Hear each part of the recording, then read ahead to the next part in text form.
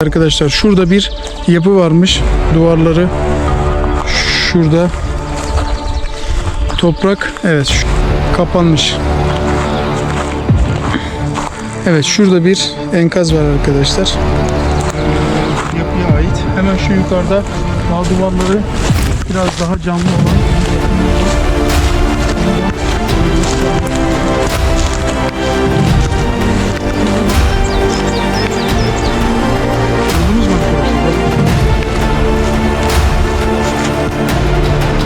Frekansı yakaladığı noktada yön. Evet şu an üzerinde 3-5 tane kaya duruyor. Büyük ihtimalle yapı dönemlerinden kalma bir kaya.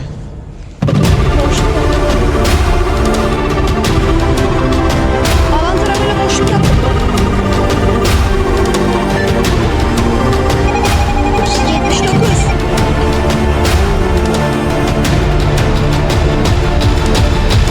İstenmiş bir kısım. Hem de taşın altında. Taş yerinden oynadı da taklatmıyoruz. Selamünaleyküm arkadaşlar. Define Vadisi kanalına hoş geldiniz. Büyük Vadi, Küçük Vadi her zaman olduğu gibi güzel bir keşfe başlamak üzere arkadaşlar. Herkese kucak dolusu selam ve saygı gönderiyoruz. Nasılsınız arkadaşlar? İnşallah iyisinizdir, afiyettesinizdir. Küçük Vadi ile birlikte güzel bir keşfe başlıyoruz arkadaşlar. Küçük Vadi'de güzel bir konuşma yapar herhalde. Merhaba arkadaşlar, yeni videoya hoş geldiniz. İyi seyirler. Hoş bulduk. Nasılsın? İyiyim baba, sen nasılsın? Teşekkür ederim. Nasıl gidiyor? İyi gidiyor. Evet arkadaşlar, güzel bir bölgeye geldik. Keşiflerimize kaldığımız yerden son gaz devam ediyoruz. Yine harika, farklı bir açıdayız, farklı bir bölgedeyiz. Şöyle söyleyeyim arkadaşlar, yaşanmış burada gerçekten yerleşik hayat izleri var arkadaşlar. Yaşanmışlığı çok fazla olan bir bölge ama büyük ihtimalle bütün yapılar şu an yerle bir olmuş vaziyette buraya ulaşmış bu durumda bulunmaktayız. Hemen hemen nereye baksam bir enkaz yığınıyla karşı karşıyayız arkadaşlar. Onları da size tekrar yakından göstermek istiyorum. Evet, şöyle arkadaşlar yavaş yavaş hem enkazları hem de yerleşim yerlerini size elimden geldiğince tanıtmak istiyorum. Evet arkadaşlar, şurada bir yapı varmış. Duvarları şurada. Evet, şuradaki nokta yine bir yapının duvarına ait arkadaşlar. Hemen şöyle ilerleyelim. Burada birkaç tane yapı varmış. Onlar da yerle bir olmuş durumda arkadaşlar. Hemen hemen enkazı kalmış ve üzerine toprak kapanmış. Evet, şurada bir enkaz var arkadaşlar. Hepsi yontulmuş ve şekillendirilmiş taşlara ait enkazlar. Evet, burada enkaz yığını var arkadaşlar. Şu kısımda yine bir yapı varmış ve ağaçlandırılmış. Yine enkaza ait bir yapı var. Şurada ileride arkadaşlar güzel bir büyük bir kaya ve enkazı var. Şu an Küçük Vadi'nin bulunmuş olduğu bölgede güzel bir yapı mevcutmuş. Gel bakalım. İstiyorsan sen şu alan taramayı ver bana. Şöyle kameramızı al. Powerbank'ı sabitle kendine. Kameramızda. Gel bakalım yavaş yavaş.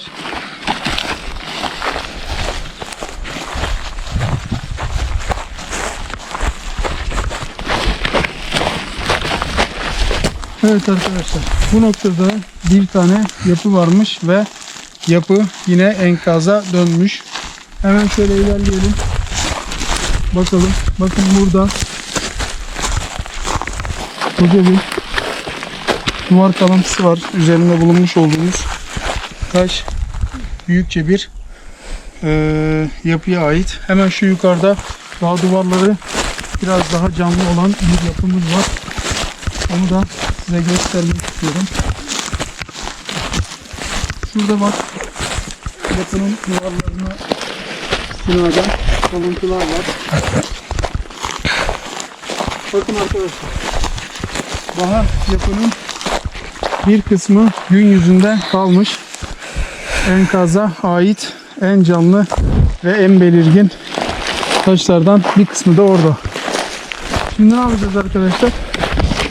Alan taramamızı bu görmüş olduğunuz bölgede aktif edeceğiz. Biz bir sinyal yakaladık ama o sinyalimizi tekrar yenileyeceğiz. Gerçekten arkadaşlar burada birçok yapının enkazına rastlamak mümkün. Biz de ne yaptık? Geldik buraya, güzel keşiflerimizi yaptık. Birçok enkaza istinaden de dedik ki burada illaki bir güzellik, bir gömü veya o tarihlere ait güzel eşyalar bulma ihtimalimiz yüksektir. Alan taramamızı aktif edeceğim. Yakalamış olduğumuz sinyali bakalım aynı şekilde tekrar aynı noktadan yakalayacak mı? Biliyorsunuz en güçlü sinyal neredeyse kendini o tarafa doğru yönlendiren bir mekanizmaya sahip. Şöyle alan taramamızı değerli modunu alıyorum arkadaşlar. Değerli modunda aktif edeceğim. Bakalım nasıl bir güzellikle karşılaşacağız. Ya nasip diyoruz. Evet arkadaşlar, kapalı iken biliyorsunuz 650 metrekarelik bir alana hükmeden bir mekanizmaya sahipti alan taramamız. Evet, şu yönü gösteriyor. Sen de gel yanımda şöyle yavaş yavaş. Şöyle aşağı yön, evet. İlk başladığımız nokta. Yavaş yavaş gidiyoruz. Bakın arkadaşlar, çok net bir duruşu var alan taramamızın. Yön olarak biz de onun olduğu noktada ilerlemeye devam ediyoruz.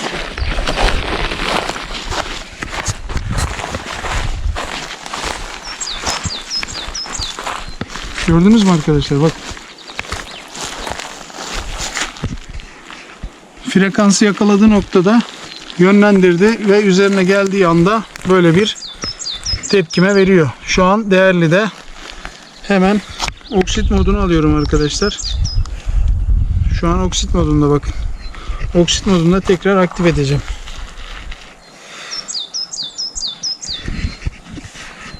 Evet arkadaşlar. Oksit modunda da malzemedeki güçlülüğü göstermese de dönme olasılığı var. Minerale tutuyorum. Şöyle göstereyim minerali.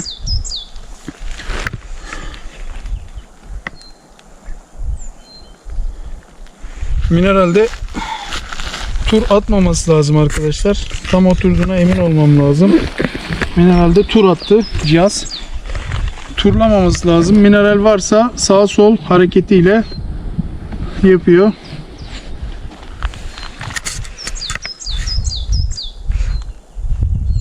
Arama çok az. Mineral, bak mineral işaretine girdi, moduna girdi arkadaşlar. Ama mineral göstergesi çok ama çok zayıf. Yok denecek kadar az diyebilirim. Bir de boşluk yapıp hemen dedektörümle kontrollerimi sağlayacağım.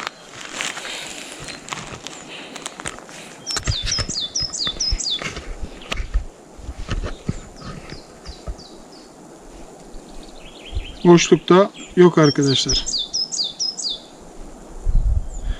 Büyük ihtimalle yapı olduğu için herhangi bir boşluğa sahip değil. Çünkü yüzeysel yapılar yapılıyormuş. Taştan evler yapılıyormuş o dönemde. Şey olabilir mi? Dört köşe kale. Çiftlik de olabilir veya şöyle yayla evleri falan da olabilir. Olma ihtimali yüksek çünkü yakınlarında aşağıda bir dere var, akarsu var. Yukarılarda da bildiğim kadarıyla kaynak sular var. Buraları yayla evi olarak da kullanılmış olma ihtimali yüksek arkadaşlar. Çünkü şöyle söyleyeyim, biraz meyilli bir noktada birbirine yakın birçok yapı ve enkaza sahip bir nokta. Yerleşim yerleri daha düz oluyor biliyorsunuz. Onları tekrar söylemek istiyorum. Hemen ne yapıyorum? Dedektörümle buranın güzelce bir sinyaline bakacağım arkadaşlar.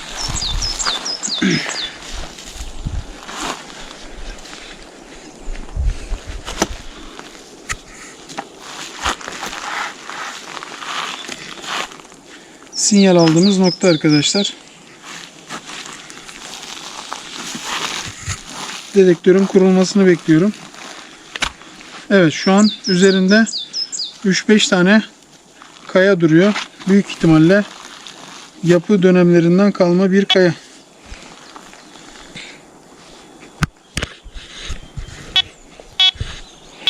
Evet arkadaşlar. Alan taramanın sinyal almış olduğu nokta. Şöyle göstereyim. 65. Ayrımına bakıyorum. Değersiz. Değersiz mi abi? %30. Değerli. 60. Yüzde kaç? 60. Yüzde 60 değerli veriyor değil mi? Aynen. Aynen öyle. Evet arkadaşlar. Cihazımızın da ayrımda vermiş olduğu tepkimeyi tekrar kontrol ediyorum. Şu açıdan şöyle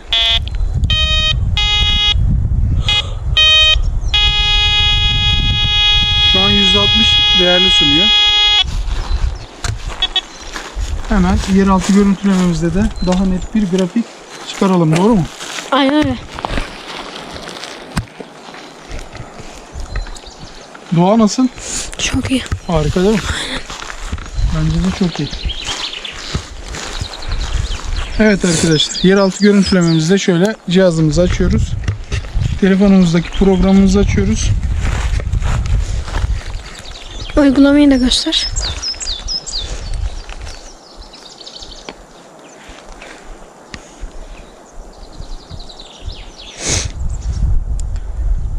Şöyle bir uygulamamız var arkadaşlar. Uygulamadan şöyle bağlantı diyoruz. Bağlantı açıldıktan sonra cihazınızın pil seviyesini, şarj seviyesini gösteriyor. Bluetooth yoluyla bağlanıyor. Koyu mod ve açık mod olmak üzere iki seçeneğiniz var. Ben genelde koyu modda kullanıyorum. Bir canlı pointer diyeceğim. Bakalım nasıl bir şey çıkacak.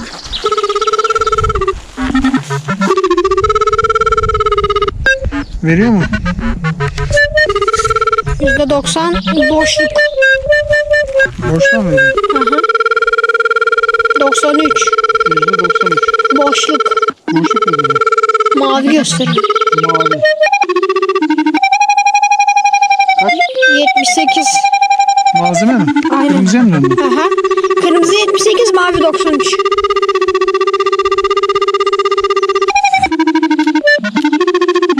Bak şurada bir yerde yakalıyor malzeme. Belki üzerinde çok taş olduğu için malzeme bayağı diptedir.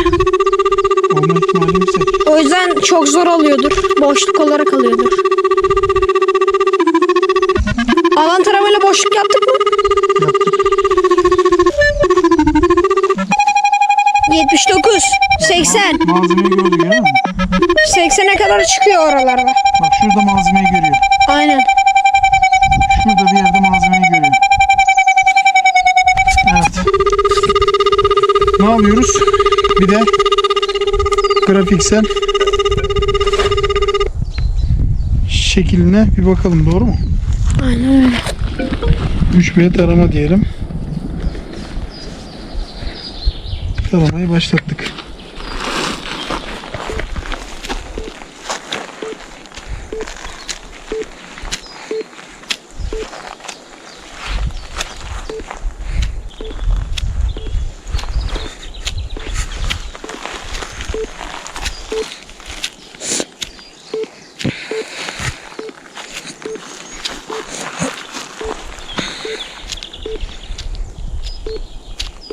Oo. Çok harika bir şekil verdi. Hemen sana gösteriyorum bak. Görüyor musun? Aynen. Bak şurada bir su durumu var ve şurada malzeme olanağı var. Görüyor musun? Aynen öyle. Malzemeye bak. Bayağı da derine doğru gidiyor. Ben demiştim sana. Değil mi? O yüzden sinyali görme ihtimali Çok az. olabilir demiştik değil mi? Aynen. Ne yapacağız? Yeraltı görüntüleme full boşluk verdi. Dedektör de değersiz verdi. Ondan dolayıdır. Olabilir. Olma ihtimali yüksek. Şimdi burada güzel bir çalışma başlatacağız. Hemen cihazlarımızı, eldivenlerimizi giyelim. Ve güzel bir çalışmayla olayımızı başlatalım. Aynen öyle. Olmaz mı? Tamam, bak oraya nasıl, güzel mi? İyi.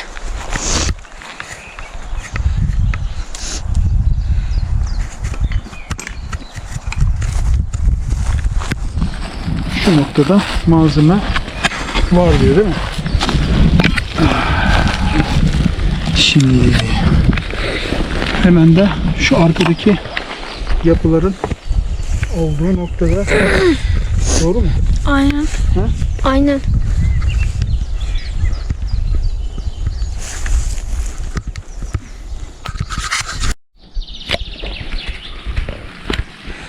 Evet.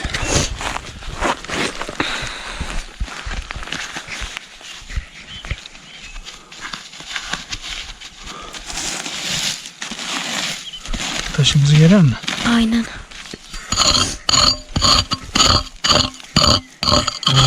Bak. Bu ne? Evet. Burada dökme bir yer var.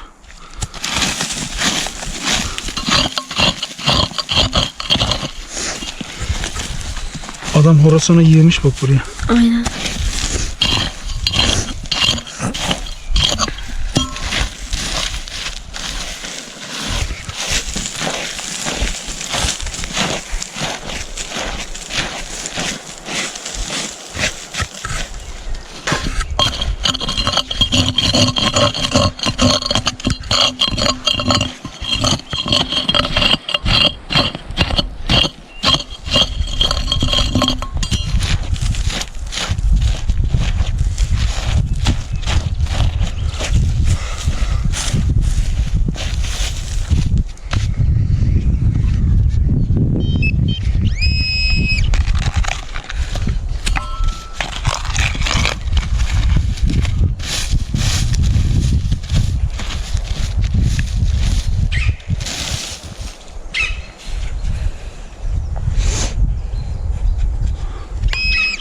Kuş geldi ziyaretimize.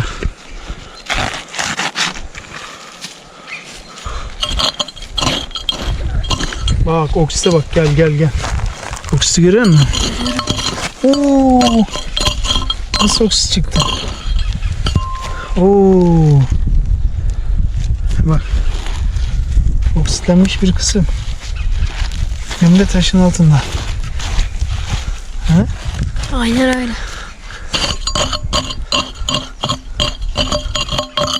Taşı kaldırmamız lazım sanki. Kaldırırız kanki.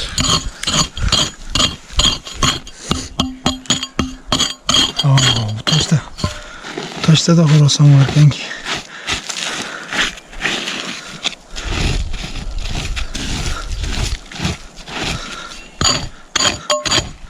Şöyle şuradan çeksene. Şu cepheden çeksene.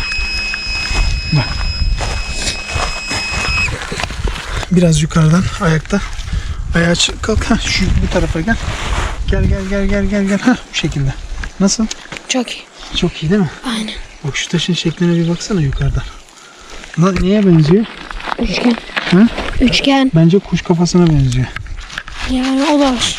Doğru mu? Şöyle kuş kafasına benziyor. Biraz daha geriye çık. Heh, yukarıdan. Şu an net görebiliyor musun? Görebiliyorum. Ben sadece şekil olarak göstermek istiyorum, tamam mı? Bak kuş kafasına benziyor. Şimdi burayı kaldıracağız. Kaldırabilir miyiz? Kaldırırız.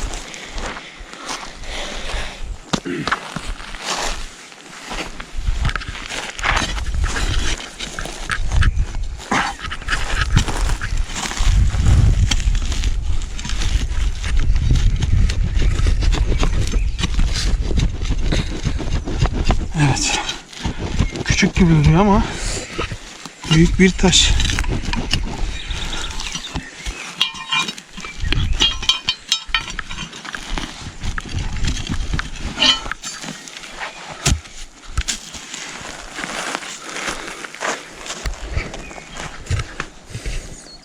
Koy cebine. Koyacağım. Evet. Dur bakalım. Şuradan açabileceğiz mi?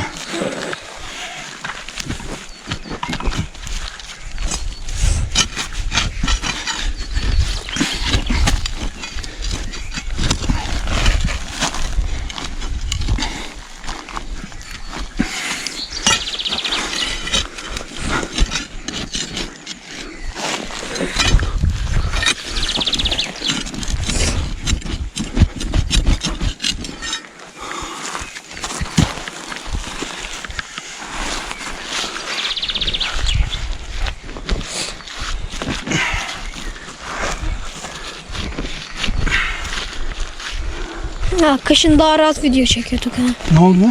Sinekler hiç rahatsız etmiyordu. Değil mi? Yaz geldi hemen göze saldırıyorlar. Yapacak bir şey yok kanki.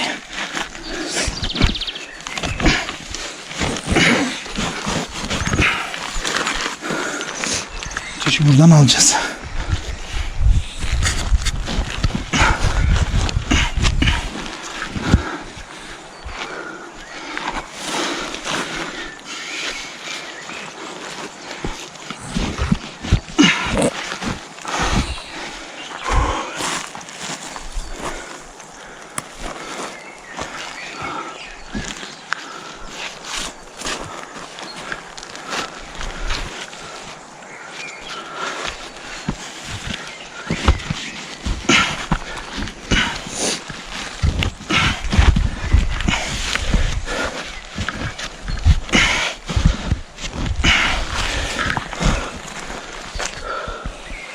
Bayağı da ağırmış ha. Aynen. Değil mi?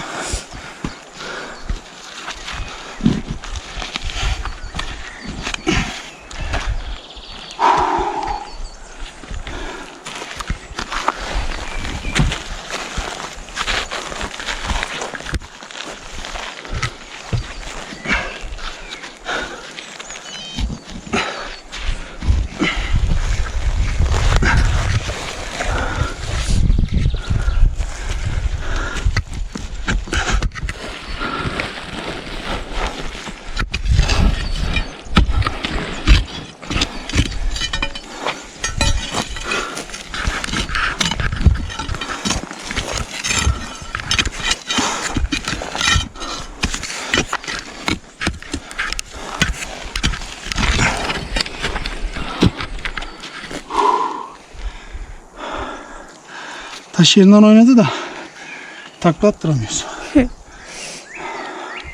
Sorun orada. Onu da yaparız.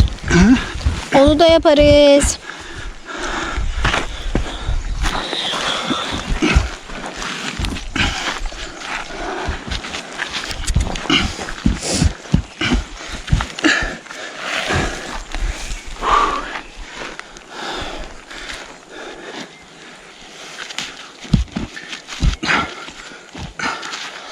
Nasıl bir taşmış lan bu? Bir türlü çıkmıyor. He? Aynen öyle.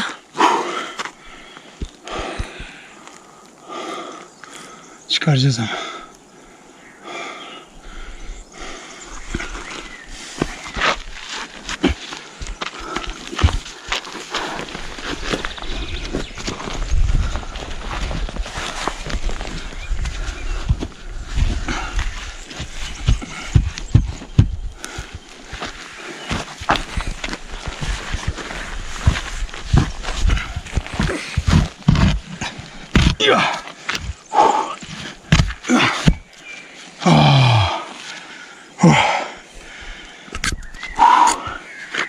Zor çıkardık lan.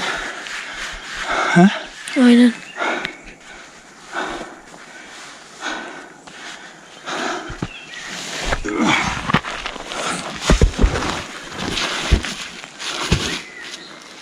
Vay be.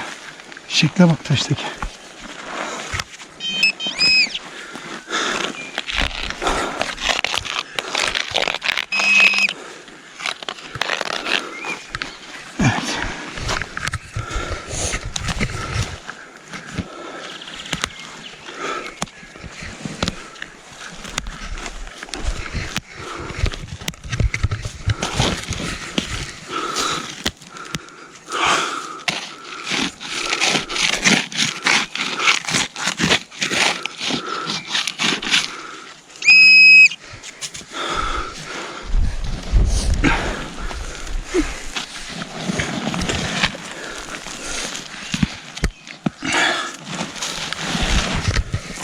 Orada horasan var kanki. Bak şurada. Olabilir. Görüyor musun? Aynen. Burada dökülmüş bir horasan harcı mevcut.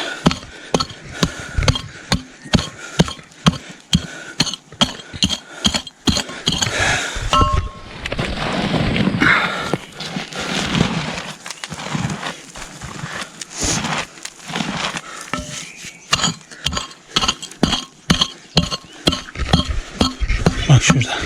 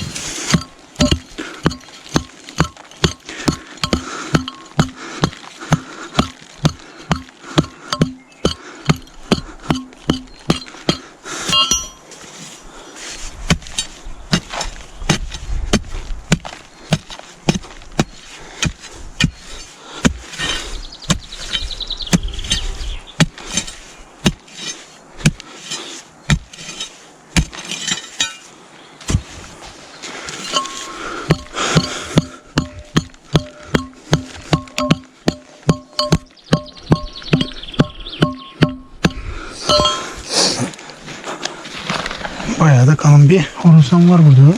Aynen.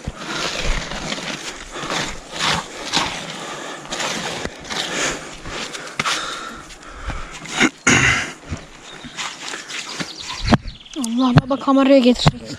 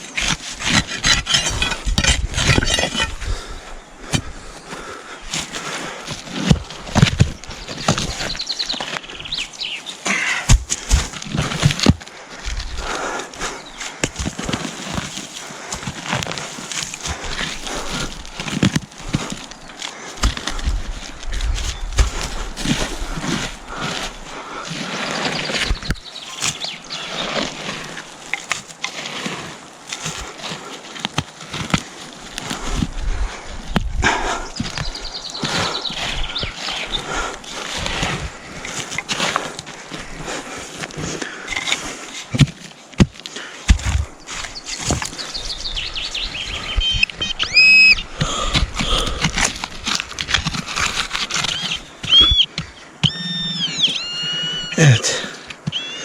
Bak görüyor musun? Aynen öyle. Burada sinyal var.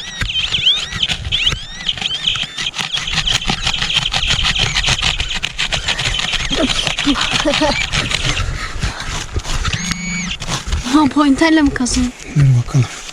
Yüzeysel mi dedim de yüzeysel değilmiş. Belki de yüzeysel de yani dikkat et böyle. Oo. Bilmeden vurma. Bak uca bak uca. Gördün mü? Oo. Bak. Gördün mü? Aynen. Oo.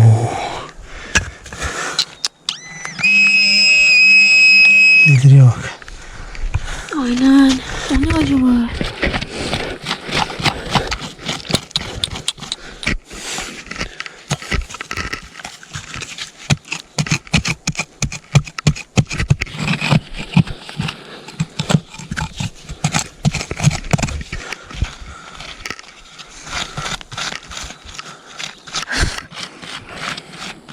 Yaklaştır.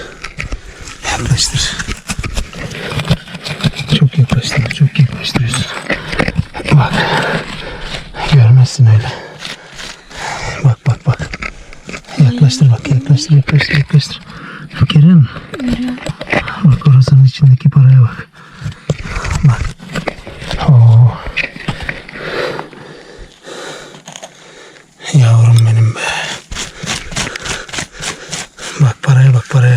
yaklaştır bak.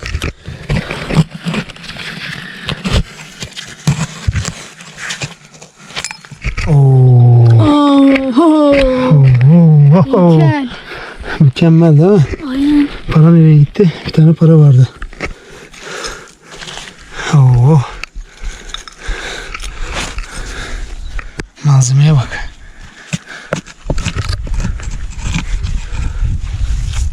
Aslanım benim ya. Bu ne?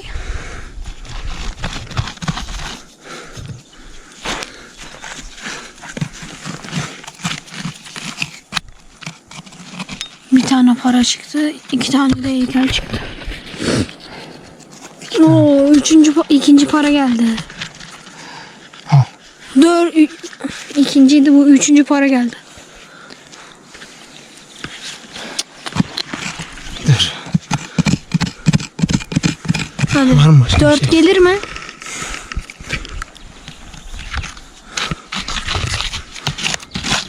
Aslanım benim ya. Yavrum benim 3 tane para. Yaklaştır bakayım şöyle, ben şuraya alacağım malzemeleri. Tamam mı? Tamam. Çok yakın çekme babacığım. Çok o kadar yakın çekme, bulanık çıkıyor. Bakamam. Yasin. Efendim. 3 tane paramız var kanki. 3 tane paramız var. Tamam mı? 2 tane de heykelimiz var. Biraz açıl, beni de gör. Beni de gör. Bak. Oo, çok güzel bir figür var. Üzerinde neyce yazıyor? He? İbranice olabilir, Hazreti İsa çünkü. Hazreti İsa, evet. İbranice'de olma ihtimali yüksek. Bak, Hazreti İsa'nın Rabbine yakarışını simgeleyen bir heykel. Ve bu da Hazreti Meryem olabilir değil mi? Aynen, çünkü kız. Hazreti Meryem ile Hazreti İsa'nın figürleri ve o döneme ait sikkeler. Evet. Arkadaşlar, yine güzel, harika bir keşfe imza atmış bulunmaktayız. Ne diyoruz? Güzel bir yaşanmışlıklar vardı ve harika eserler gün yüzüne çıktı arkadaşlar. Şöyle söyleyeyim. Tarihsel olarak arkadaşlar gerçekten bölge birçok medeniyetleri barındıran ve en son medeniyette de yapıları terk edip giden bir coğrafyaya, bölgeye sahip bir noktadayız. Enkazları hemen hemen gördünüz. Hepsine şahit oldunuz arkadaşlar. Çıkan malzemeler de büyük ihtimalle Bizans veya Roma. Yorumları size bırakıyorum arkadaşlar. 3 adet madeni sikke ve 1 adet Meryem, 1 adet de Hazreti İsa temsilleştiren figürler meydana çıktı. Yorumlarınızı bekliyorum arkadaşlar. Güzel bir macera, güzel bir keşif. Bir sonraki macerada görüşmek dileğiyle. Allah'a emanet olun. Hoşça kalın. Sen de güzel bir kapanış yaparsan sevinirim. Ne diyoruz? Toprağın altındakilerini gün yüzüne çıkarmak Evet. için. Bizi takipte kalın diyoruz arkadaşlar. Allah'a emanet olun.